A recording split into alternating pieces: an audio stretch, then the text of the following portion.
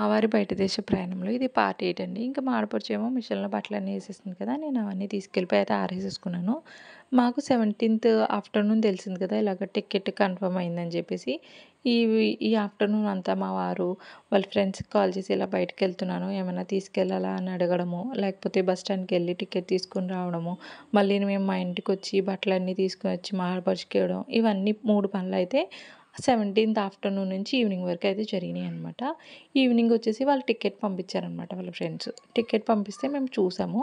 Ticket మీద 20వ తారీఖు 4 గంటలకి అని చెప్పేసి ఫ్లైట్ అని చెప్పేసి అయితే ఉంది గానీ, ఏఎమ్మా, పీఎమ్మా అని చెప్పేసి అయితే లేదనమాట. ఒకసారి కన్ఫర్మ్ చేసుకోండి పొద్దున్న లేకపోతే ఈవినింగా అని చెప్పేసి అడిగేసరికి ఫోన్ చేసి అడిగితే 20వ తారీఖు తెల్లవారుజామున 4 గంటలకని అయితే చెప్పారు. ఇంకా మా వారు ఫుల్ షాక్ అనమాట. బస్ టికెట్ ఏమో వేరేగా అయితే బుక్ చేసుకున్నారు. ఇంక అందుకని చెప్పేసి మళ్ళీ బస్ స్టాండ్‌కి అయితే పరిగెట్టుకొని వెళ్లారు. ఎందుకు ఏంటనేది నెక్స్ట్ పార్ట్‌లో చెప్తాను. ఇంక ఇక్కడ మేమైతే చర్చికి అంతా వెళ్ళొచ్చేసిన తర్వాత టిఫిన్ అయితే చేస్తున్నాం అనమాట.